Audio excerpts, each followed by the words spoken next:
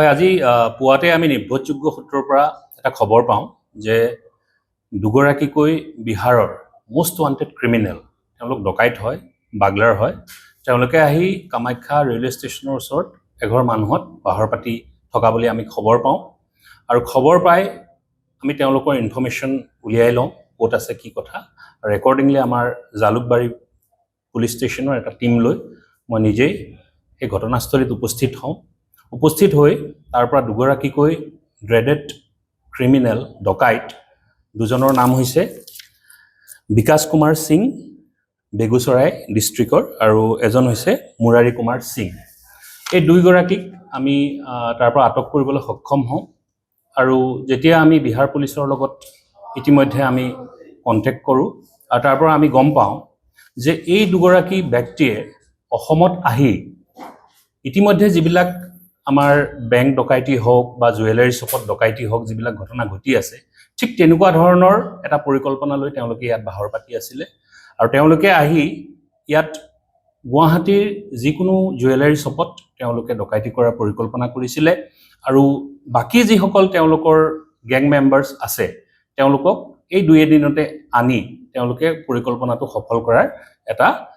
যোজনা ইয়াতে চলাইছিল আৰু ইতিমধ্যে আমি এই দুগৰাকী তথ্য লৈ বিহাৰ পুলিচৰ লগত আমাৰ সম্পৰ্ক হৈছে যোগাযোগ হৈছে তেওঁলোকৰ লগত কথা পাতোতে গম পালোঁ যে এই দুগৰাকী ব্যক্তি এই দুগৰাকী ক্ৰিমিনেল তেওঁলোকৰ বিহাৰ পুলিচৰ মোষ্ট ৱান্টেড ক্ৰিমিনেল হয় ইতিমধ্যে তেওঁলোকৰ এগেইনষ্টত মুফাছিল পুলিচ ষ্টেচনৰ 653/2023 এই কেছটো ৰেজিষ্টাৰ হৈ আছে Darbhanga police station case number 7226/26 এইটো কেছ ৰেজিষ্টাৰ হৈ আছে আৰু এটা তেওঁলোকৰ বাগুচৰাই টাউন পিএছৰ 160/260 নম্বৰ 260 এটা কেছ ৰেজিষ্টাৰ হৈ আছে আৰু এইকেইটা কেছ হৈছে তেওঁলোকে এটা এক্সিছ বেংক লুট কৰিছিলে তেওঁলোকে বিৰাট ডাঙৰ এটা জুৱেলাৰী শ্বপ লুট কৰিছিলে আৰু এগৰাকী ভলিবল প্লেয়াৰ তেওঁলোকে শ্বুট কৰিছিলে এই তিনিটা কেছ তেওঁলোকৰ এগেইনষ্টত অলৰেডি ৰেজিষ্টাৰ্ড হৈ আছে আৰু তেওঁলোকক বিচাৰি আছে বহুদিনৰ পৰা গতিকে আমি গোটেইখিনি তথ্য ৰিজেম্বল কৰি গম পাওঁ এওঁলোকৰ কথা বতৰাত গম পাওঁ যে তেওঁলোকে এটা প্লেনিং কৰিছিলে এটা পৰিকল্পনা কৰিছিলে আমাৰ গুৱাহাটী মহানগৰত যিকোনো জুৱেলাৰী শ্বপত এটা সাংঘাতিক ঘটনা ঘটাবৰ কাৰণে আৰু এই ইলেকশ্যনৰ সময়ত আমাৰ যি তথ্য আৰু আমাৰ পুলিচৰ যি ইনফৰমেশ্যন আছে তাৰ বেচিছত খুব ডাঙৰ এটা ঘটনা হোৱাৰ পৰা আমি গুৱাহাটী মহানগৰীখনক সঁচাকৈ বচাবৰ বাবে সক্ষম হ'লোঁ য'তেই নকৰক ঘটনাটো সেয়া বেংকে হওক বা জুৱেলাৰী শ্বপে হওক এই ইলেকশ্যনৰ সময়ত বৰ ডাঙৰ এটা ঘটনা হ'লহেঁতেন গতিকে